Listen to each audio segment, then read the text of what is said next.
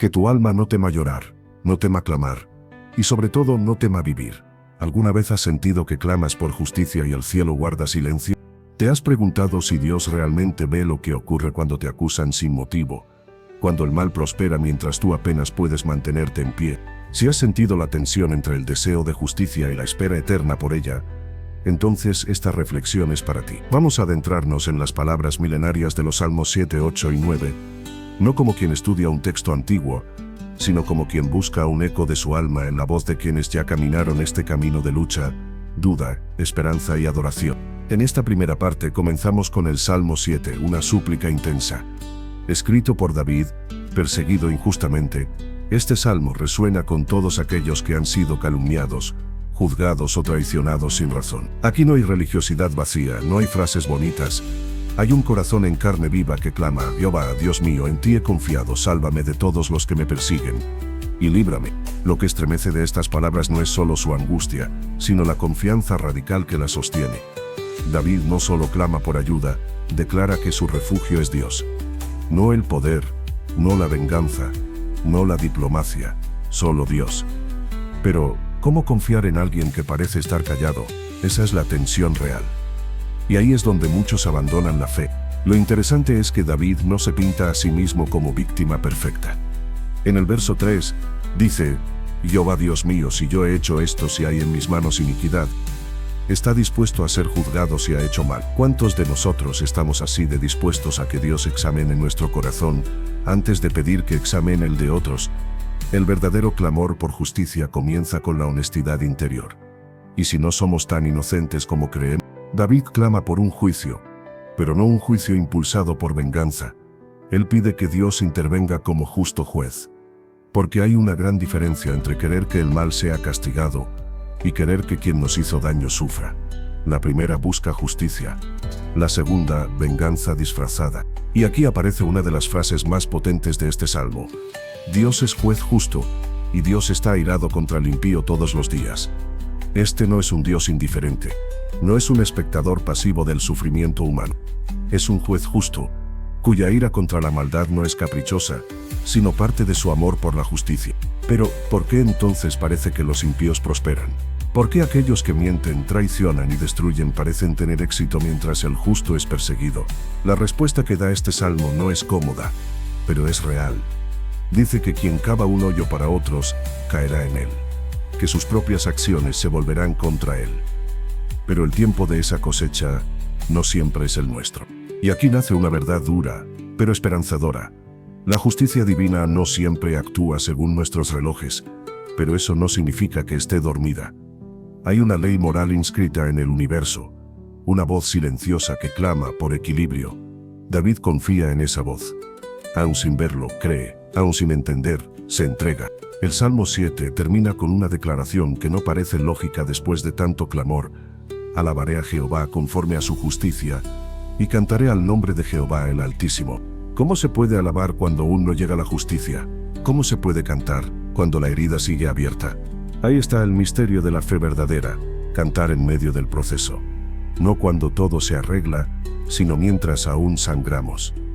Es ahí donde la adoración no es un ritual, sino una rebelión contra la desesperanza. Y mientras dejamos atrás este salmo, una pregunta nos queda revoloteando. ¿Qué revela mi clamor por justicia sobre lo que hay en mi corazón? En la siguiente parte, nos encontraremos con una explosión de asombro y humildad. Del juicio y la súplica, pasamos al asombro cósmico del Salmo 8. Porque a veces, lo que necesitamos no es una respuesta inmediata, sino una nueva perspectiva. Y si lo que más calma el alma no es entender por qué sufrimos, sino recordar quién es Dios y quiénes somos nosotros ante su grandeza. Voz en off, tono contemplativo y expansivo. ¿Qué pasaría si el secreto para soportar la injusticia fuera levantar la vista? No hacia tus enemigos, no hacia el juez, sino al cielo, literalmente. Así comienza el Salmo 8. Un cambio abrupto respecto al clamor por justicia del Salmo 7. Como si de pronto el salmista hubiera dejado de mirar a los que lo persiguen y comenzara a mirar las estrellas. Oh Jehová, Señor nuestro, cuán glorioso es tu nombre en toda la tierra. Has puesto tu gloria sobre los cielos. Ya no estamos en los tribunales de la tierra. Estamos en la bóveda celeste. Ya no hay acusadores, solo asombro.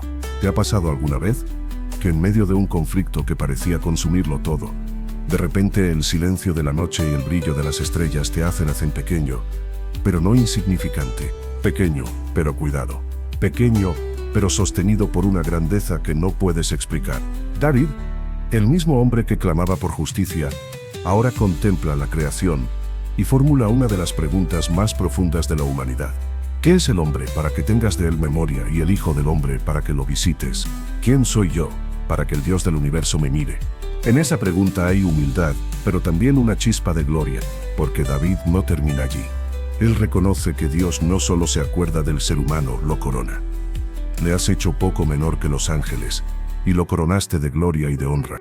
¿Lo sientes? Es la paradoja divina. Somos polvo y portadores de gloria, limitados y sin embargo llamados a gobernar. Este salmo habla de dominio, de responsabilidad. Dios pone su creación en nuestras manos, no como dueños, sino como cuidadores. Le hiciste señorear sobre las obras de tus manos. ¿Qué significa eso?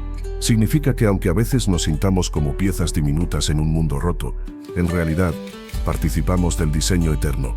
Somos parte de un propósito mucho más grande que nuestro dolor o nuestras quejas. Y es precisamente esta conciencia la que transforma. Porque cuando miras hacia arriba, cuando contemplas el cielo, tus problemas no desaparecen, pero cambian de escala. Tu enemigo sigue allí. La injusticia no se ha ido, pero tú ya no eres el mismo. Has recordado quién eres, imagen de Dios coronado de honra. Has recordado quién es Él, creador majestuoso pero también cercano. Es interesante que David comience y termine este salmo con la misma frase: «Oh Jehová, Señor nuestro, cuán glorioso es tu nombre en toda la tierra». Es como si todo lo dicho en medio, las estrellas, el hombre, la gloria, el dominio, fuera un eco de esa gloria primera y última. Y aquí surge una reflexión que cambia la vida. ¿Qué pasaría si viéramos nuestras luchas desde la perspectiva del cielo? ¿Y si dejáramos de definirnos por las heridas y comenzáramos a recordarnos por el honor con el que fuimos creados? Esta perspectiva es el puente hacia el siguiente salmo. Porque ahora, desde la altura del asombro, David desciende otra vez al terreno de la historia humana. En el Salmo 9, volvemos al clamor, pero esta vez, desde una nueva certeza. Ya no es la súplica del perseguido. Es la declaración del que ha recordado el carácter eterno de Dios. Es el grito del que no ha olvidado que la historia tiene un juez, y que ese juez no ha cambiado. En la próxima parte, exploraremos ese regreso a la tierra con una fe renovada. Porque cuando sabes quién está en el trono, ya no temes a quienes están en los pasillos del poder. Voz en off, tono firme pero sereno, cargado de reverencia. ¿Qué sucede cuando la injusticia se vuelve habitual? Cuando los oprimidos ya no tienen fuerzas para clamar, y los opresores parecen haber sellado su impunidad con siglos de silencio. ¿Dónde está Dios en esos momentos? El Salmo 9 responde sin rodeos. Aquí, David ya no está solo implorando ayuda. Ahora proclama con voz decidida: «Te alabaré, oh Jehová, con todo mi corazón. Contaré todas tus maravillas». Hay algo poderoso en este cambio. David ya no habla desde el dolor inmediato. Habla desde la memoria. Desde la certeza de que Dios ha actuado antes y lo volverá a hacer. En este salmo, la alabanza no nace de una situación resuelta. Nace del reconocimiento de un Dios que no ha abdicado. Porque has mantenido mi derecho y mi causa. Te has sentado en el trono juzgando con justicia. Aquí está la clave. Dios no es un juez que visita ocasionalmente su tribunal. Él permanece en su trono. Es un juez que no se cansa, no se corrompe, no se distrae y sobre todo, no olvida. Esa frase «no olvida» es la que quiebra algo dentro de nosotros. Porque si somos sinceros, a veces sentimos que hasta Dios ha olvidado lo que nos duele, que nuestros suspiros se han perdido en el ruido del mundo. Pero escucha bien lo que dice este salmo. El Señor será refugio del pobre, refugio para el tiempo de angustia. No se olvidará para siempre el menesteroso, ni la esperanza de los pobres perecerá perpetuamente. Dios no olvida, y tampoco abandona. Él es refugio. No un refugio de piedra o de instituciones, sino uno vivo, eterno, presente. Un refugio que no se derrumba cuando el mundo tiembla. ¿Y por qué esto importa tanto? Porque cuando estás rodeado de enemigos, de estructuras injustas, de dolores heredados por generaciones, necesitas algo más que consuelo. Necesitas recordar que el universo tiene un centro. Y en ese centro hay justicia. David lo proclama con osadía. Jehová juzgará al mundo con justicia y a los pueblos con rectitud. Esto no es poesía religiosa, Es una afirmación revolucionaria. En un mundo donde el poder es muchas veces sinónimo de abuso, declarar que Dios juzga con rectitud es resistir la mentira, desafiar el sistema, sembrar esperanza. Pero hay algo más profundo aún. David reconoce que no basta con que Dios sea juez. Él clama: levántate, oh Jehová, no se fortalezca el hombre, sean juzgadas las naciones delante de ti. En otras palabras, Dios, no te quedes callado. No dejes que el hombre crea que puede ser su propio Dios. Este es el corazón del clamor bíblico. No es que Dios no esté presente, es que nosotros anhelamos ver su intervención ahora. Queremos ver justicia mientras todavía sangra la herida. Y eso no está mal, porque Dios no se incomoda con nuestra impaciencia. La escucha, la transforma, la redime. Y entonces llega un verso que desarma nuestras defensas. Porque no para siempre será olvidado el menesteroso, ni la esperanza de los pobres perecerá perpetuamente. No se trata de consuelo vacío, es una promesa. Dios ve al que el mundo ignora. Dios recoge la esperanza marchita y la hace brotar de nuevo. Y eso nos confronta. Porque si Dios es el refugio del pobre, ¿somos nosotros también refugio para ellos? ¿O hemos sido parte del olvido? Reflexiona por un instante. ¿Qué tipo de justicia deseo? ¿Una que me favorezca o una que sea verdaderamente justa para todos? Es fácil clamar por justicia cuando somos las víctimas. Pero el Dios de los Salmos no toma partido por conveniencia. Él es justo incluso si su justicia nos incomoda. Antes de que sigamos con el Salmo 10, donde el clamor se vuelve más íntimo y doloroso, donde las preguntas se hacen más crudas, te invito a hacer algo importante. Si esta reflexión te está tocando el alma, si sientes que en estas palabras hay algo que resuena contigo, dale like a este video. No por nosotros, sino para que más personas puedan encontrar esta voz de esperanza en medio de su noche. Hazlo ahora y luego, acompáñanos, porque lo que viene es el corazón del misterio. ¿Dónde está Dios cuando parece que el mal triunfa sin castigo? Voz en off, tono íntimo casi como un susurro que nace del corazón dolido. ¿Dónde estás, Dios? Esa pregunta no siempre se dice en voz alta. A veces se grita en silencio. A veces se esconde detrás de una sonrisa forzada.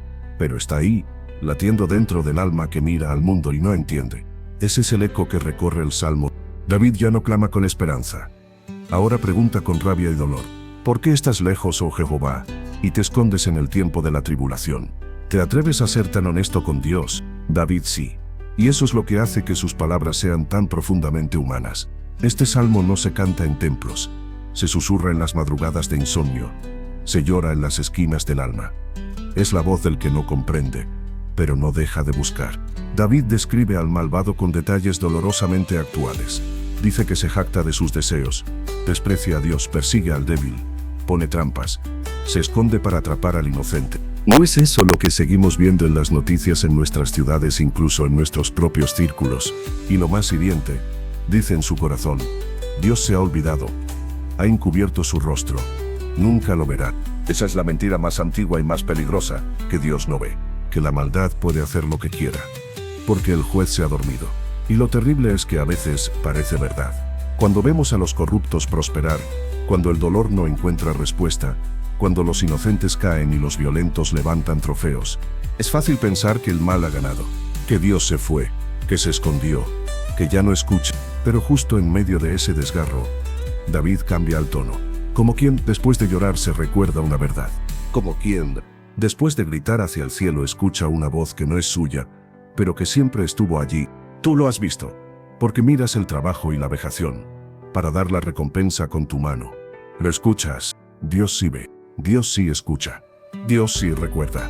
Aunque parezca lejano, aunque el silencio nos parta por dentro, aunque la espera nos desgaste, Dios no se ha ido. Solo está operando desde un lugar que no siempre podemos ver. Y David dice algo más.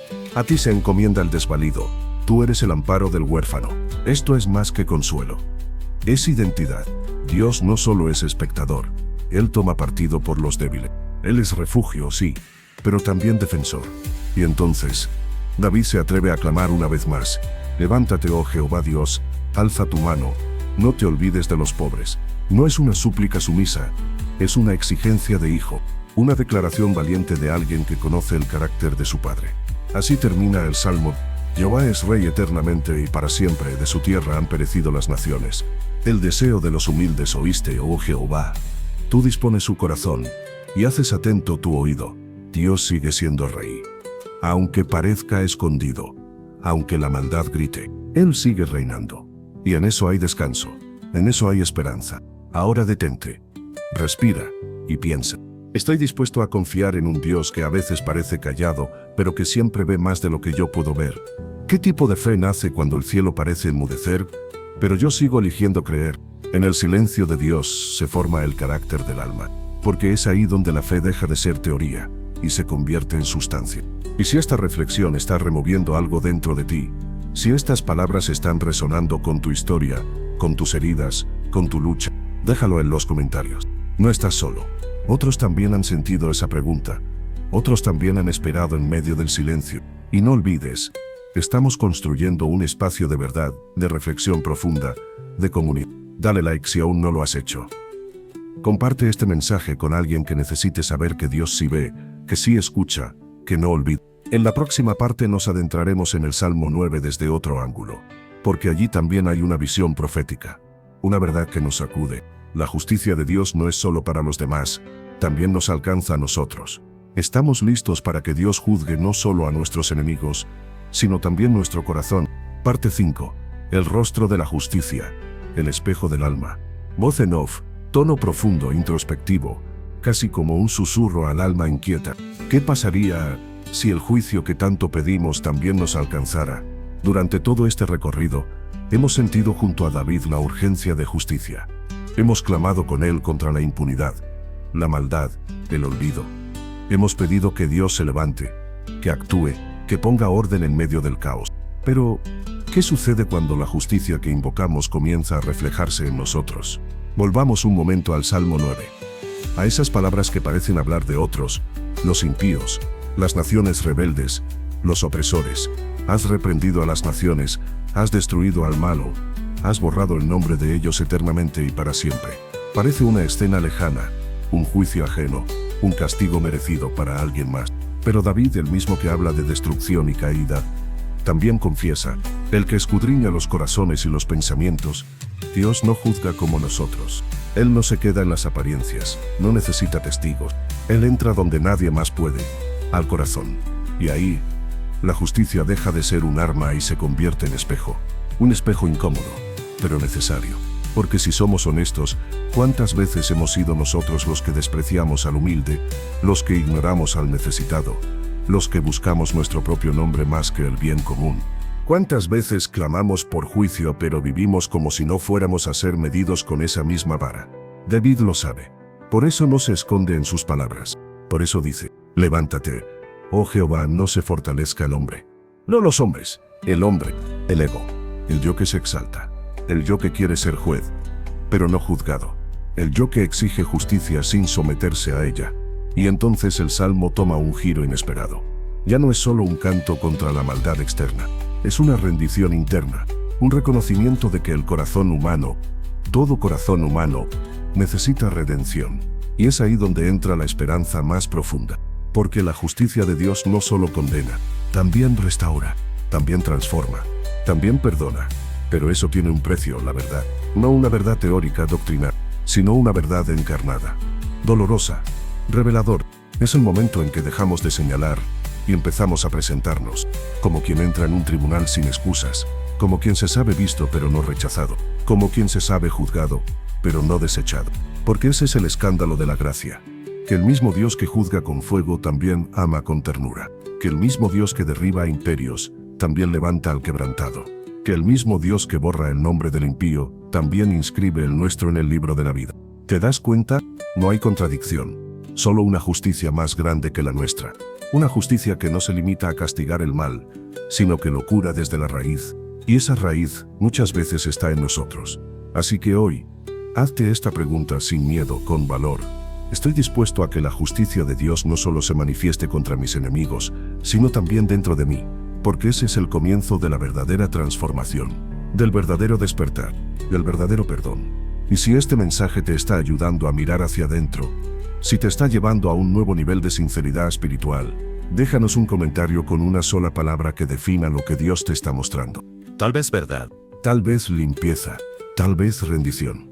Esa palabra puede ser tu oración hoy, tu punto de partida, tu semilla, Y si aún no lo has hecho, suscríbete al canal. No para consumir más contenido, sino para caminar con nosotros este camino de profundidad, de preguntas reales, de espiritualidad sin máscara. En la última parte, daremos un paso hacia adelante, de la justicia a la esperanza, del juicio a la redención, porque todo lo que hemos visto hasta ahora solo tiene sentido si nos conduce a una promesa mayor, la certeza de que el mal no tendrá la última palabra. Voz en off, tono solemne al principio, que evoluciona hacia una calidez luminosa. Y si todo este viaje no hubiera sido solo para entender la justicia, sino para reencontrarnos con la esperanza, después de sumergirnos en los Salmos 7, 8 y 9, y en el grito desgarrado del 10, queda algo claro. Dios no ignora el sufrimiento. No es indiferente. No es ausente. Pero su forma de actuar nos exige paciencia. Y su justicia exige sinceridad. Y sin embargo, más allá del juicio, más allá del dolor, hay una corriente profunda que lo atraviesa todo. Una corriente que no hace ruido pero empuja la historia hacia una promesa, la esperanza viva. Porque no para siempre será olvidado el menesteroso, ni la esperanza de los pobres perecerá perpetuamente. Este verso del Salmo 9 es mucho más que poesía. Es una profecía, una ancla, una certeza de que lo que hoy duele no durará para siempre. De que lo que parece irreversible puede ser redimido.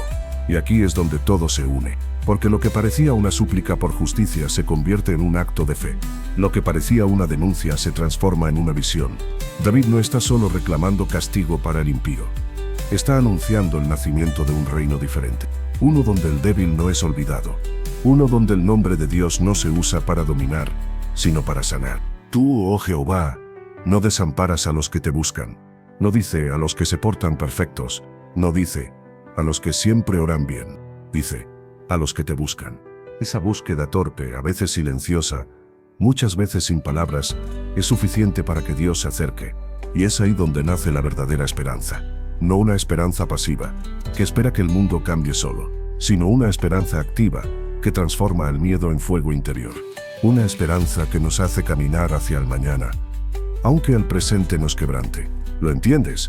No hemos recorrido estos salmos solo para entender lo que Dios hará con la injusticia ajena, sino para permitir que su luz toque nuestra oscuridad, para descubrir que en medio del juicio hay un refugio, y que en medio del silencio hay una voz que no ha dejado de hablarnos. Jehová es Rey eternamente y para siempre. Estas no son palabras sueltas. Es una afirmación contra el caos. Es una declaración que atraviesa imperios, guerras, derrotas, pandemias, noches largas. Él reina.